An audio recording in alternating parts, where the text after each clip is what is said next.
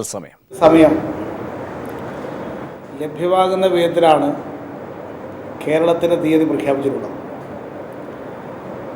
അതുകൊണ്ട് ചിട്ടയായ സംഘടനാ രാഷ്ട്രീയ പ്രവർത്തനം നടത്താൻ കഴിയുന്ന വിധത്തിലാണ് കേരളത്തിൻ്റെ തീയതി ഇപ്പോൾ പ്രഖ്യാപിക്കപ്പെട്ടിട്ടുള്ളത്. ഇതിനനുസരിച്ച് ഇലക്ഷനിൽ നടത്തേണ്ട പ്രവർത്തനങ്ങൾക്ക് CPIM-ഉം ഇടതുപക്ഷ ജനാധിപത്യ മുന്നണിയും വ്യക്തമായിട്ടുള്ള രൂപം നൽകുന്നതായിരിക്കും. CPIM-ൻ്റെ സ്ഥാനാർത്ഥികളെ സംബന്ധിച്ച് ഉള്ള ചർച്ച പ്രാഥമികമായിട്ട് ആരംഭിച്ചു കഴിഞ്ഞിട്ടുണ്ട്. അതിൻ്റെ അടിസ്ഥാനത്തിൽ 11, 12 തീയതികളിൽ ചേരുന്ന സംസ്ഥാന സെക്രട്ടേറിയറ്റും 13-ാം തീയതി ചേരുന്ന സംസ്ഥാന കമ്മിറ്റിയും സംസ്ഥാന കമ്മിറ്റിയുടേതായ ഒരു നിർദ്ദേശം തയ്യാറാക്കും. സംസ്ഥാന കമ്മിറ്റി തയ്യാറാക്കുന്ന നിർദ്ദേശം തുടർന്ന് ജില്ലാ കമ്മിറ്റികളിലും ബന്ധപ്പെട്ട മണ്ഡലം കമ്മിറ്റിയിലും സമർപ്പിച്ച് ആ ബന്ധപ്പെട്ട കമ്മിറ്റിയിലുള്ളവരുടെ അഭിപ്രായം കേട്ടതിന് ശേഷം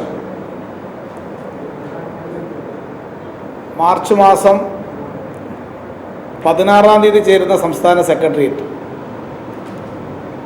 കീഴ്ഘടകങ്ങളുടെ അഭിപ്രായങ്ങളെല്ലാം പരിഗണിച്ചുകൊണ്ട് സ്ഥാനാർത്ഥി ലിസ്റ്റിന് രൂപം കൊടുക്കും. അത് സംബന്ധിച്ച് പാർട്ടി പോളിറ്റ് ബ്യൂറോവിന് സമർപ്പിച്ചതിന് ശേഷം പോളിറ്റ് ബ്യൂറോവിൻ്റെ അനുമതിയോടുകൂടി സ്ഥാനാർത്ഥി പട്ടിക പ്രസിദ്ധീകരിക്കണമെന്നാണ് ഉദ്ദേശിക്കുന്നത്. ഇതിൻ്റെ അടിസ്ഥാനത്തിൽ ഇടതുപക്ഷ മുന്നണിയിലെ മറ്റ് ഘടകകക്ഷികൾ ഉൾപ്പെടെയുള്ള എല്ലാവരുടെയും സ്ഥാനാർത്ഥി പട്ടിക മാർച്ച് മാസം 20-ാം തീയതിയോടുകൂടി പ്രഖ്യാപിക്കാൻ കഴിയും. അതിനു മുമ്പ് ഓരോ പാർട്ടികളും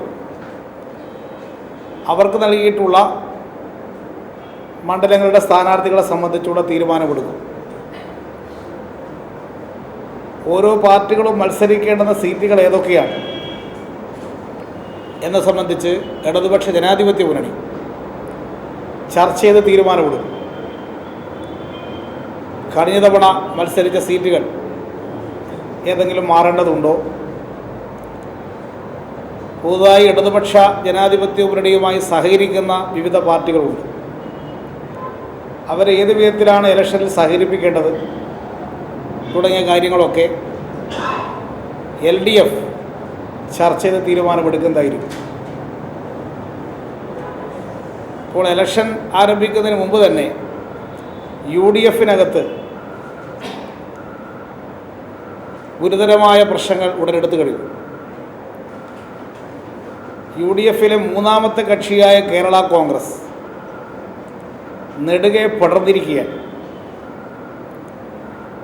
ഇതിൽ മുമ്പ് ഇടതുപക്ഷ മുന്നണിയുടെ കൂടെയുണ്ടായിരുന്ന ജോസഫ് കേരള കോൺഗ്രസിൽപ്പെട്ട PJ ജോസഫ് ഒഴികെയുള്ള നേതാക്കന്മാരാണ് കേരള കോൺഗ്രസ് നിന്ന് രാജിവെച്ച് പുറത്തു വന്നിരിക്കുന്നത്. അവർ നല്ല പരസ്യമായി നടത്തിയിട്ടുള്ള പ്രഖ്യാപനങ്ങൾ അത് സ്വാഗതാർഹമാണ്. അതിൻ്റെ അടിസ്ഥാനത്തിൽ അവരുമായി ഏത് വിധത്തിലുള്ള സഹകരണമാണ് വേണ്ടത്, അവരെങ്ങനെ സഹകരിപ്പിക്കണം തുടങ്ങിയ കാര്യങ്ങൾ ഇടതുപക്ഷ മുന്നണി ചർച്ച ചെയ്ത് തീരുമാനിക്കുന്നതായിരിക്കും.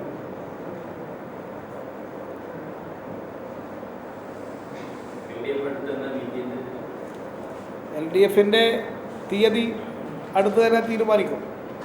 വിവിധ കക്ഷികളുമായിട്ട് ഞങ്ങൾ ആശയവിനിമയം നടത്തിക്കൊണ്ടിരിക്കുകയാണ്. അത് തീയതി ഇപ്പോൾ നിശ്ചയിച്ചിട്ടില്ല. വിവിധ കക്ഷികളുമായിട്ടുള്ള ചർച്ചകൾ, ഉഭയകക്ഷി ചർച്ചകൾ പൂർത്തീകരിച്ച് കഴിയുന്നതോടുകൂടി LDF-ൻ്റെ കമ്മിറ്റി കൂടും. ഇനിയിപ്പോൾ ധൃതി പിടിക്കേണ്ടുന്ന കാര്യമില്ല, എല്ലാറ്റിനും സമയം ഉണ്ട്. അതുകൊണ്ട് പെട്ടെന്ന് തന്നെ ചേരേണ്ടുന്ന ഒരു അടിയന്തര സാഹചര്യമില്ല. അതിനു മുമ്പ് പ്രഖ്യാപിക്കാൻ കഴിയുന്ന വിധത്തിൽ എല്ലാ കമ്മിറ്റികളും കൂടും. LDFിൻ്റെ കമ്മിറ്റിയും അതിനു മുമ്പ് ചെയ്തു. കാരണം CPIയുടെ സ്ഥാനാർത്ഥി ലിസ്റ്റ് 19-ലാണെന്ന് അവർ പ്രഖ്യാപിച്ചിട്ടുണ്ട്. അപ്പോൾ അതും കൂടി കണക്കിലാക്കി മറ്റുള്ളവരെല്ലാം അതിനനുസരിച്ച് തീരുമാനമെടുക്കാൻ കഴിയും എന്നാണ് കരുതുന്നത്.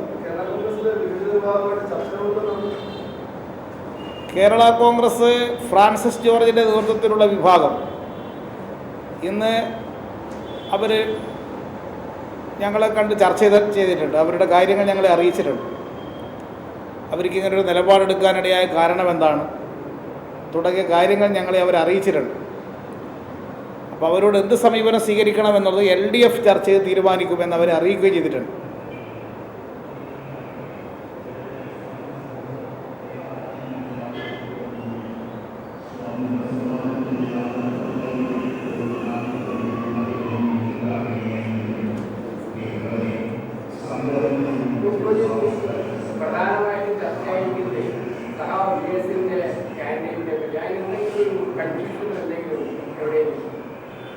ഞങ്ങളുടെ സ്ഥാനാർത്ഥികളെ തീരുമാനിക്കുന്ന സന്ദർഭത്തിലായിരിക്കും പാർട്ടിയുടെ ഓരോരുത്തർക്കുള്ള സ്ഥാനാർത്ഥിത്വം സംബന്ധിച്ച് തീരുമാനിക്കുന്നത്. ഒരു സ്ഥാനാർത്ഥിയെ മാത്രമല്ല ഞങ്ങൾക്ക് തീരുമാനിക്കേണ്ടത്. കേരളത്തിലെ 140 മണ്ഡലത്തിലെ സ്ഥാനാർത്ഥികളെയും LDF ചർച്ച ചെയ്ത് തീരുമാനിക്കും.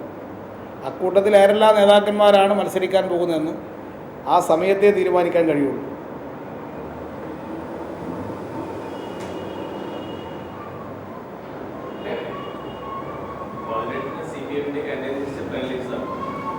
ഇരുപതാം തീയതിയോടുകൂടി പ്രഖ്യാപിക്കാൻ കഴിയും.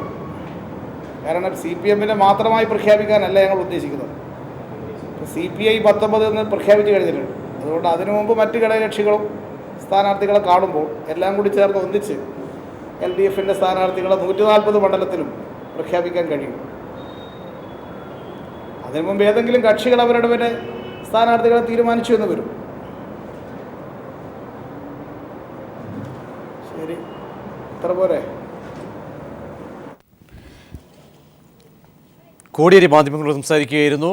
പുതിയ കേരള കോൺഗ്രസിന്റെ നിലപാട് സ്വാഗതാർഹമെന്ന് കോടിയേരി പറഞ്ഞു. ഒപ്പം തന്നെ CPMന്റെ സ്ഥാനാർത്ഥി സംബന്ധിച്ച് CPMന്റെ പ്രാഥമിക ചർച്ചകൾ ആരംഭിച്ചു കഴിഞ്ഞു. 20-ന് ശേഷം അന്തിമ ചർച്ചകൾ പ്രഖ്യാപനം ഉണ്ടാകുമെന്നും കോടിയേരി വ്യക്തമാക്കി. കേരളമടക്കമുള്ള 4 സംസ്ഥാനങ്ങളിലെയും കേന്ദ്രഭരണ പ്രദേശമായ പുതുച്ചേരിയുടെയും നിയമസഭാ തെരഞ്ഞെടുപ്പ് തീയതികൾ കേന്ദ്ര തെരഞ്ഞെടുപ്പ് കമ്മീഷൻ പ്രഖ്യാപിച്ചു.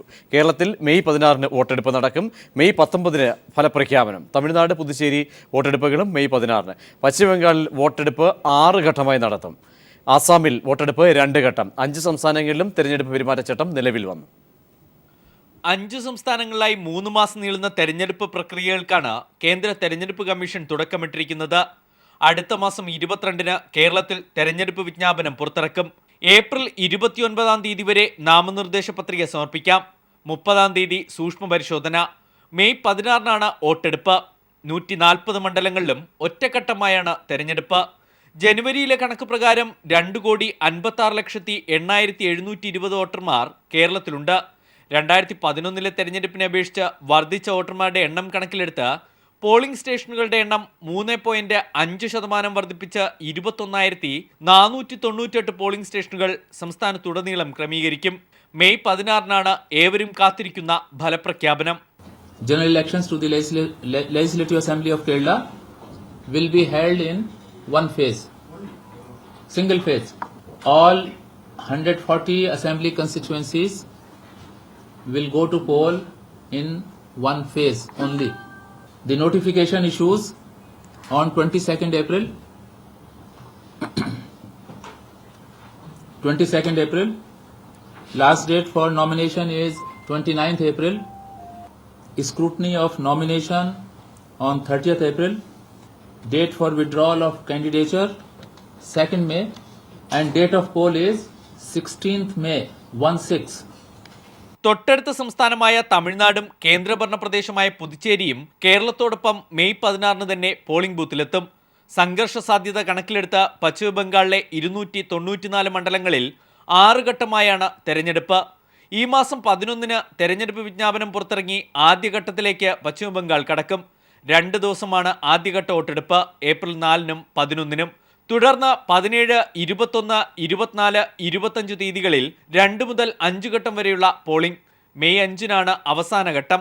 ഏപ്രിൽ 4-നും 11-നുമായി 2 ഘട്ടമായി ആസാമിലും തെരഞ്ഞെടുപ്പ് പൂർത്തിയാകും. മൊത്തം 17 കോടി വോട്ടർമാരാണ് സമ്മതിദാനാവകാശം വിനിയോഗിക്കാനായുള്ളത്.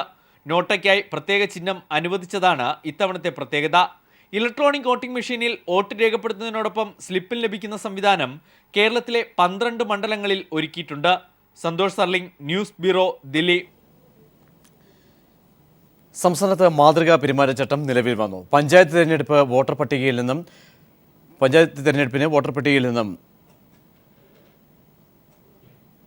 1,24,415 പേരെ ഒഴിവാക്കിയതായി സംസ്ഥാന മുഖ്യ തെരഞ്ഞെടുപ്പ് ഓഫീസർ ഇ കെ മാജി വ്യക്തമാക്കി.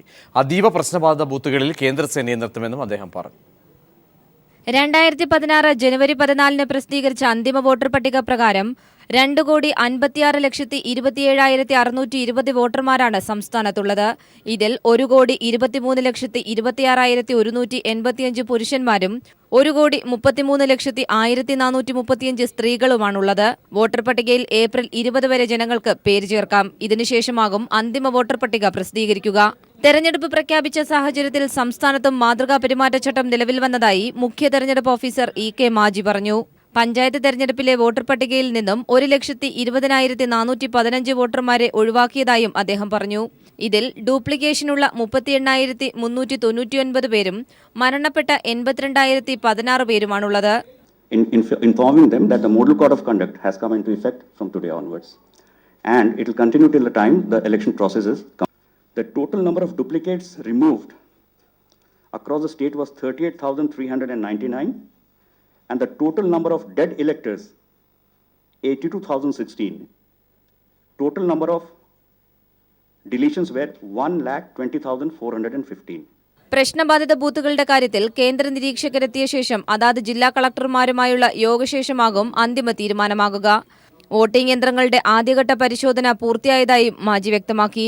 124 പൊതുമണ്ഡലങ്ങളും 14 SC, 2 ST സംവരണ മണ്ഡലങ്ങളുമാണ് സംസ്ഥാനത്തുള്ളത്. News bureau, Thiruvananthapuram. കേരള കോൺഗ്രസ് വിട്ട നേതാക്കൾ CPM നേതാക്കളുമായി AKG സെന്ററിൽ കൂടിക്കാഴ്ച നടത്തി. Francis George, Antony Raju, doctor KC Joseph എന്നിവരാണ് ചർച്ച നടത്തിയത്.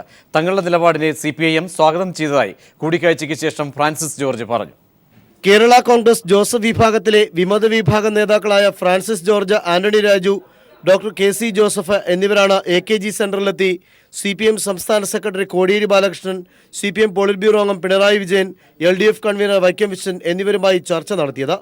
പ്രാഥമിക കാര്യങ്ങൾ ചർച്ച ചെയ്തുവെന്നും തങ്ങൾ LDFിലെ പഴയ കക്ഷി തന്നെയാണെന്നും അർഹിക്കുന്ന പരിഗണന ലഭിക്കുമെന്ന് പ്രതീക്ഷിക്കുന്നതായും ഫ്രാൻസിസ് ജോർജ് കൂടിക്കാഴ്ചയ്ക്ക് ശേഷം പറഞ്ഞു. ഞങ്ങൾ പ്രാഥമിക കാര്യങ്ങൾ മാത്രമേ ചർച്ച ചെയ്തിട്ടുള്ളൂ. ഈ കാര്യത്തിലൊക്കെ ഞങ്ങൾക്ക് ഒരു ശുഭാപ്തി വിശ്വാസമുണ്ട്.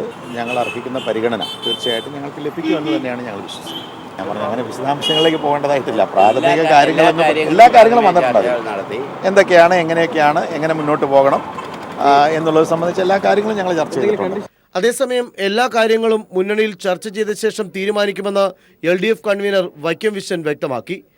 അതിപ്പോൾ അവർ വന്നിട്ടേ ഉള്ളൂ. LDF കൂടി LDFിൽ ആരെയൊക്കെ എടുക്കാൻ കഴിയും, അല്ലെങ്കിൽ എന്ത് സമീപനം എടുക്കണം എന്നൊക്കെ ഉള്ളത് LDF കൂടണമല്ലോ.